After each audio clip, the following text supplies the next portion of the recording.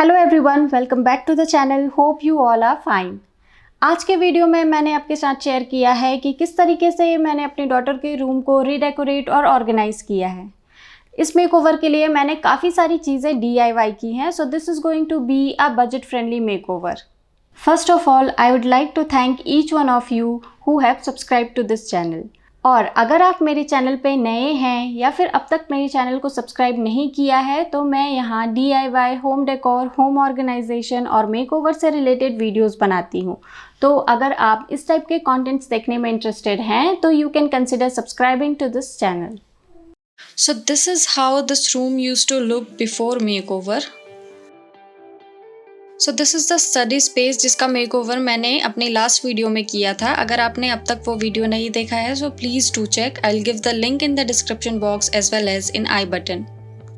इस कॉर्नर पे एक ओपन शेल्फ सिस्टम है जिसको मैं रीऑर्गेनाइज करने वाली हूँ with all her toys. As you can see it is a mess right now. हमने ये पुल आउट ड्रॉअर भी बनवाया था वुडवर्क के साथ to keep all her toys, but properly organize नहीं होने की वजह से ये इफेक्टिवली यूटिलाइज नहीं हो पा रहा है। So I will be organizing this too. So let's start organizing. सबसे पहले मैं पूरे शेल्फ को एम्प्टी कर रही हूँ, सारे सामान वहाँ से रिमूव करके। टॉयज़ को ऑर्गेनाइज करने के लिए मैं कार्डबोर्ड बॉक्स का ऑर्गेनाइज़र बना रही हूँ, जिसके लिए मैंने कार्डबोर्ड बॉक्स को इस तरीके से साइड से कट कर लिया है फॉर हैंडल्स, और फिर मैं उसके ऊपर ये एडेसिव वॉल स्टिकर स्टिक कर दूंगी। So I am done organizing the space and this is how it looks after organizing. And let me show you how I have organized it.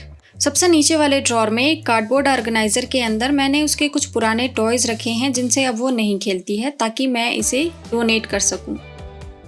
उसके ऊपर वाले ड्रॉर पे मैंने उसके कुछ फ्रीक्वेंटली यूज टॉयज़ जैसे कि किचन सेट और ये क्ले मोल्डिंग सेट जिनसे वो बहुत फ्रीक्वेंटली खेलती है, उन्हें रखा है ताकि वो ईजिली उसे यहाँ से ग्रैब करके खेल सके।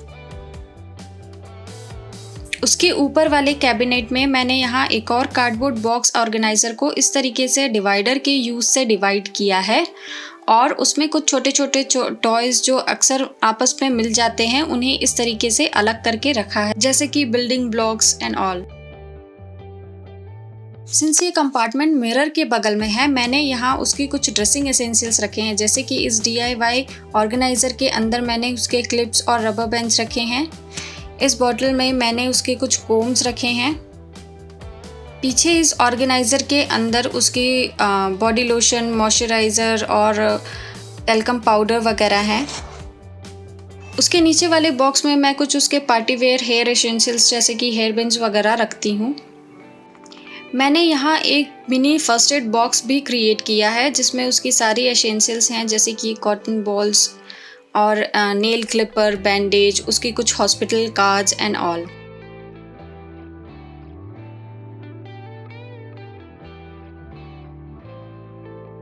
सबसे ऊपर वाली शेल्फ में मैंने कुछ स्टेशनरी एसेंशियल्स जो कि रेगुलरली यूज़ होते हैं, जैसे कि स्टेपलर, पंचिंग मशीन और टेप डिस्पेंसर वगैरह को एक कंटेनर में रखा है इस तरीके से।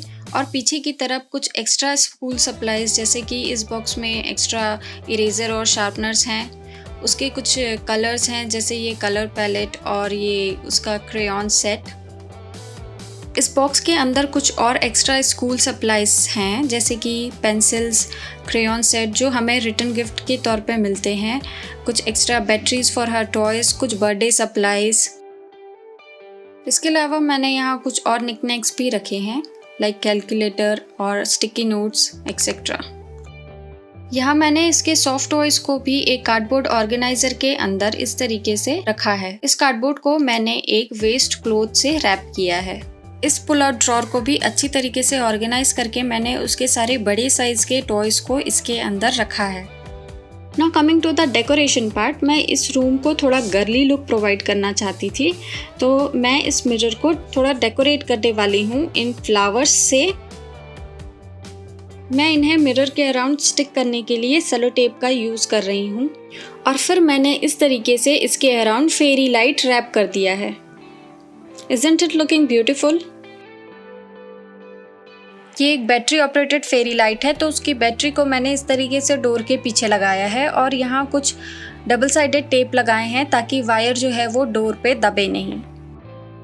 This is the final view of this part of the room and it has turned out pretty good for me.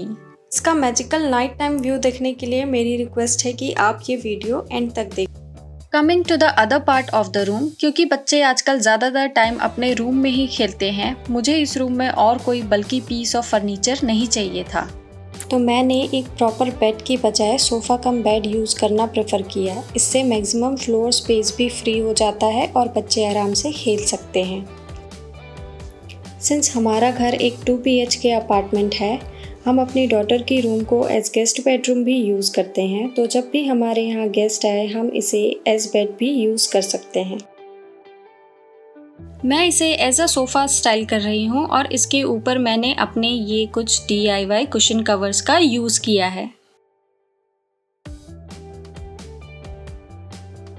मैं इस रूम में कर्टन्स चेंज नहीं कर रही हूँ because I like these curtains very much, बल्कि मैंने यहाँ ये शेयर कर्टन्स यूज़ किए हैं और मैं ये क्यूट से यूनिकॉर्न कर्टन टाइज भी यूज़ कर रही हूँ।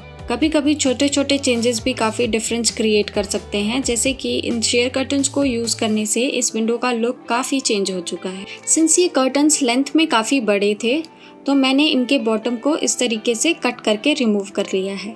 ये एक नेटेड फैब्रिक है तो आपको इसमें स्टिच करने की ज़रूरत नहीं है।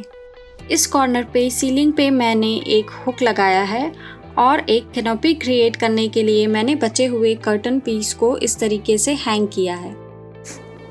और इसके साथ मैं ये DIY टसल हैंगर यूज़ कर रही हूँ, जिसे मैंने वुल और एम्ब्रॉयडरी हुक की हेल्प से बनाया है। Now I'm further decorating it with some fairy lights.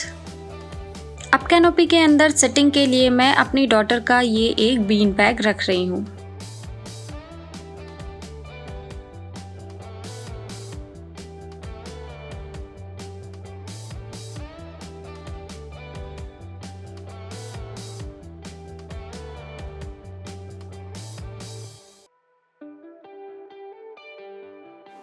Adjacent wall को डेकोरेट करने के लिए मैं यहाँ उसकी कुछ पिक्चर्स हैंग कर रही हूँ। वॉल ओवर क्राउडेड ना लगे इसके लिए मैंने वाइट कलर की फ्रेम्स का यूज़ किया है और साथ में यहाँ कुछ स्टार्स लगाए हैं जो डार्क में ग्लो होते हैं।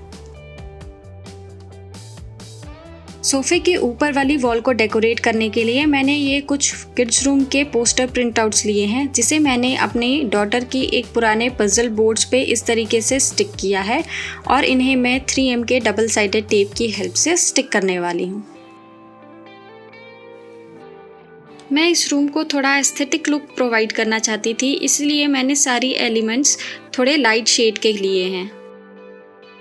यहाँ मैंने एक और DIY वॉल हैंगिंग क्रिएट किया है with help of tassels and embroidery. इसे भी मैं 3M के टेप की हेल्प से वॉल पे स्टिक करने वाली हूँ।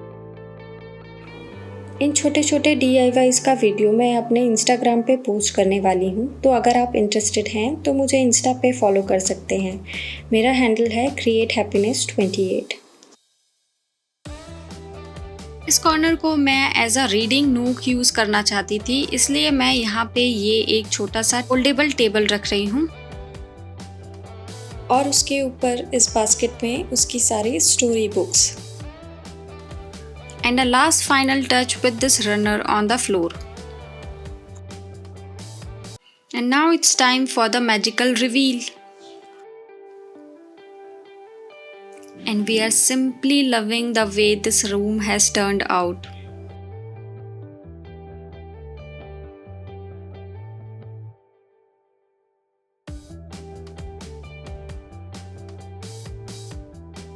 I wanted to make this room kids friendly as well as functional, and it has turned out to be the same as I wanted.